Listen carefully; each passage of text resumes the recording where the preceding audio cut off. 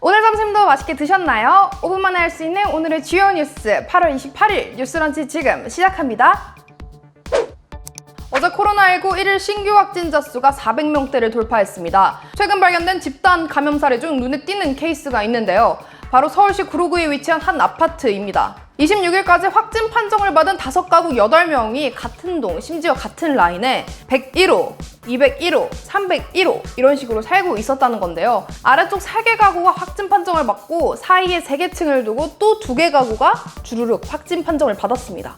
주민 모임도 없었는데다 디귿자형 복도 아파트라 세대도 많은데 말이죠. 패턴이 이렇다 보니 위아래층이 공유하는 환기구가 의심을 받았습니다. 방역당국은 비말이 환기구를 통해 다른 층에 퍼졌을 가능성을 염두에 두고 있는데요. 다행히 27일 구로구가 밝힌 바에 따르면 확진자가 나온 집 환기구에서 검체 14건을 채취해 검사한 결과 코로나 바이러스는 검출되지 않았다고 합니다. 또한 같은 날 추가로 확진 판정을 받은 2가구의 2명이 다른 라인, 각기 다른 층에 살고 있기도 했습니다. 일단 환기구는 아닌 듯하고 또 다른 유력한 용의자는 엘리베이터입니다. 27일 오후 6시 기준 이 아파트의 관련 확진자 수는 총 32명입니다. 집 앞 편의점 가는 것도 조심해야겠네요. 역대급 태풍이라고 해서 많은 우려를 불러일으킨 태풍 바비가 생각보다 조용하게 지나갔습니다. 바비가 예상 경로보다 서쪽으로 50km 정도 멀리 이동했기 때문이고 워낙 강력하다 보니 오히려 바람이 흩어지지 않고 중심에 모여 있었다고 합니다. 바비는 27일 오후 3시경 중국 인근에서 온대저기압으로 변질되어 소멸했습니다. 우려만큼은 아니었지만 전국 각지에서 피해가 발생했습니다. 소방당국에 따르면 27일 오전 9시 기준 바비 관련 인명피해는 부상 8건, 안전조치 처리 건수는 592건으로 집계되었다고 합니다. 가로수와 가로등이 파손되고 싱크홀이 나타났으며 몇몇 지역에는 정전이 발생했습니다. 그런데 조만간 또 태풍이 올 수 있다고 하는데요. 다음 주 필리핀 동쪽 해상에서 태풍이 발생해 한반도에 상륙할 가능성이 제기되고 있습니다. 발생할 경우 이름은 마이삭입니다. 기상청은 이 마이삭의 발생과 경로를 예의주시하고 있으나 변수가 많아 아무것도 속단할 수 없다고 밝혔습니다.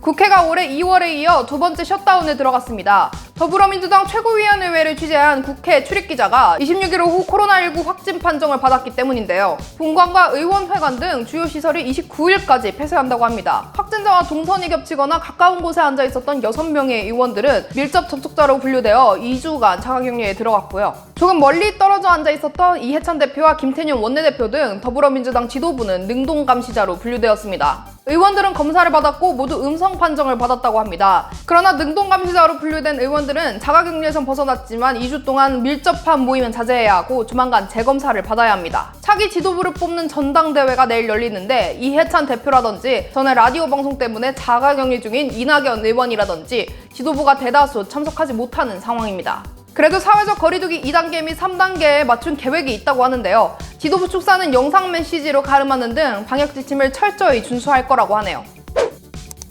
진인 조은산이 심우칠조를 주청하는 상소문을 올리니 삼가 굽어 살펴 주시옵소서 라는 제목의 글이 청와대 국민청원 게시판에 올라왔습니다. 조선시대 왕에게 올리는 상소문을 흉내낸 이 글은 세금을 감해라, 명분보다 실리에 따라 외교를 해라, 헌법의 가치를 지켜라 등 문재인 대통령을 향한 7가지 요청에 담겨 있는데요. 부동산 정책과 정부 인사들에 대한 신랄한 비판이 담겨 있습니다. 조은산이란 필명과 진인, 즉 먼지 같은 사람이라는 후를 쓰는 이 사람은 자신을 어린 2 자녀를 키우고 있는 평범한 30대 가장이라고 소개했습니다. 이 심우칠조는 누가 봐도 영락 없이 조선시대 선비가 쓴 것 같은 문체에다가 글이 워낙 달필이라 큰 화제를 모으고 있습니다. 그런데 이 글은 한동안 검색으로는 접근이 불가하고 링크로만 접속되어서 일부러 숨긴 것이 아니냐라는 의혹을 받기도 했는데요. 청와대는 100인 이상의 동의를 얻은 청원에 대한 통상적인 검토 과정을 거쳤을 뿐이라며 해명했습니다. 어제 정식으로 공개된 이 심우칠조는 오늘 오전 7시 기준 18만 명 정도의 동의를 얻었습니다. 동의가 20만 명이 넘으면 청와대는 이에 대해 정식으로 답변해야 합니다.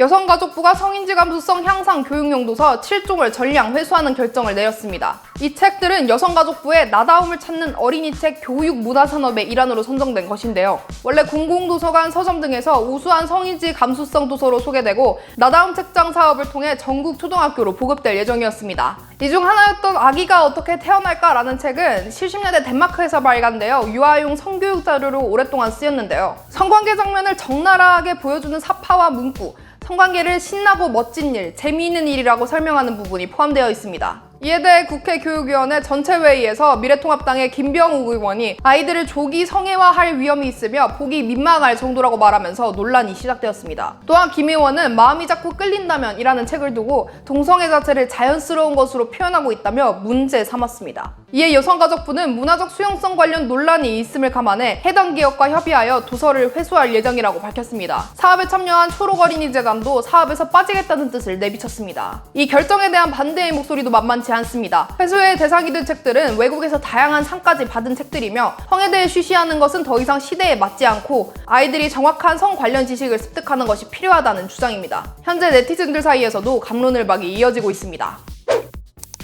오늘 준비한 소식은 여기까지입니다. 오늘의 뉴스런치가 도움이 되셨다면 구독과 좋아요를 한 번씩 꾹꾹 눌러주시고요. 알림 설정을 누르시면 더 빠르게 뉴스런치를 받아보실 수 있습니다. 그럼 다음 시간에 뵐게요. 안녕!